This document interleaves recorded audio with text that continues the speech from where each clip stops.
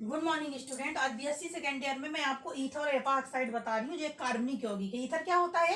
कार्बनिक यौगिक है जिसमें दो एल्किन मूलक एक ही ऑक्सीजन परमाणु से जुड़े रहते हैं। मतलब क्या, दो एल्किन मूलक जो होते हैं एक ही ऑक्सीजन परमाणु से जुड़े हुए होते हैं। जैसे देखिए मैंने बनाया H2O है तो HOH जैसा जल हो गया। इसी प्रकार ईथर में RgOR, तो ओ क्या हो गया, ऑक्सीजन से एक एल्किन इधर जुड़ा है एक एल्किन इधर जुड़ा हुआ है, तो इसी को क्या कहते हैं अपन, ईथर। तो मतलब कि सीधा सिंपल क्या समझ में आपको आ रहा है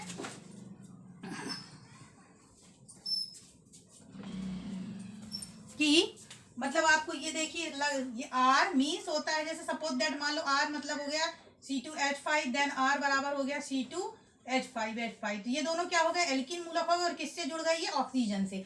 तो ईथर एपॉक्साइड में कार्बनिक यौगिक है जिसमें दो एल्किन मूलक एक ही ऑक्सीजन परमाणु से जुड़े हुए होते हैं, उसी को क्या कहते हैं अपन, ईथर कहते हैं। ठीक है, तो इसका सूत्र क्या होता है, CnH2n+2O।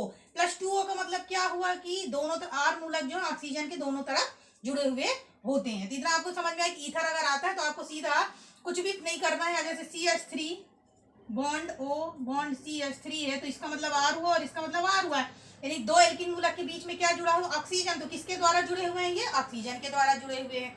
तो ये हो गया। अभी देखते हैं ये तीन प्रकार से। देखिए पहला सिमेट्रिकल। सिमेट्रिकल का मतलब क्या होता है, समिति। समिति मतलब क्या होता है, जब समान भाग जुड़ा हुआ। जैसे कि देखिए CH3 है O, CH3 है तो ये R और ये R दोनों क्या है, सेम है, तो उसको क्या कहते हैं, सिमेट्रिकल। अनसिमेट्रिकल क्या हो गया, जैसे R then O and R dash. तो मान लीजिए इधर CH3 है और इधर क्या जुड़ जाए, कोई आर्गन जुड़ गया है या C2H5 जुड़ गया, तो अनसिमेट्रिकल हो गया।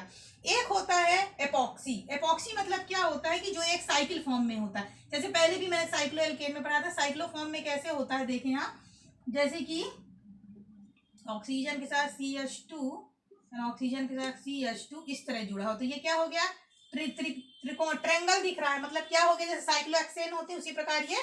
तो जो अब ये क्या साइक्लिक ग्रुप में होता है उसे एपॉक्सी कहते हैं। क्या कहते हैं, एपॉक्सी। तो पहला सिमेट्रिकल मतलब जब समान रूप से जुड़े हुए हैं दोनों भाग।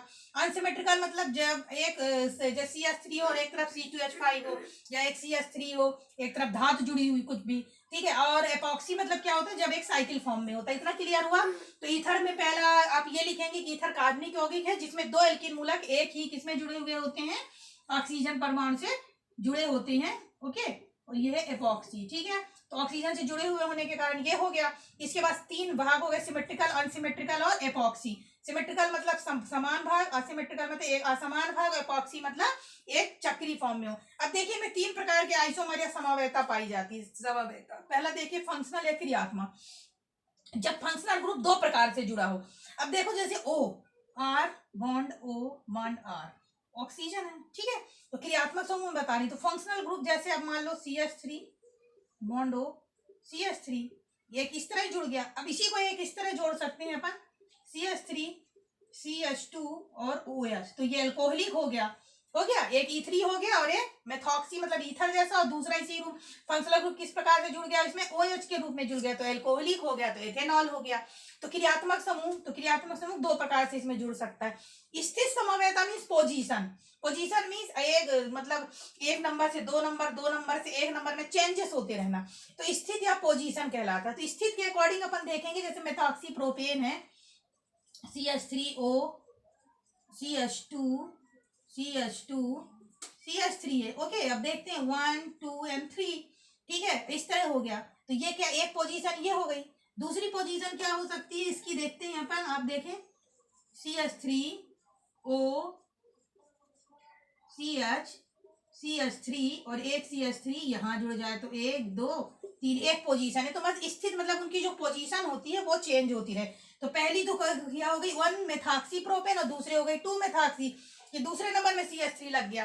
ठीक है, तो ये इसकी स्थिति हो गई या पोजीशन चेंज होना। फिर होती है मध्यमता। मध्यमता मीन्स क्या समझ सकते हैं आपकी, जो बीच में जो चीज जुड़ती है उसको मध्यमता कहते हैं। तो मध्यमता क्या था, अकॉर्डिंग देखो CH जैसे ये देखिए बना CH2 C2 C2H5O C2H5 में एथॉक्सी प्रोपेन हो गया। अब इसी को किस प्रकार से लिख दिया, CH3O CH2 CH3 मतलब ये अब क्या हो गया, मेथॉक्सी हो गया। तो मध्यमता है तो बीच में ही, मगर ये क्या हो इनके आपस में मध्य जो मेन वाला बीच वाला भाग है वो तो जो का त्यों है, बाकी ये जो इसमें एल्किन मूलक लगे ये चेंज हो गए। स्थिर समावयता से इनकी पोजीशन चेंज हो जाए, अपने स्थान से दूसरे स्थान, दूसरे स्थान से अपने स्थान में लग जाए।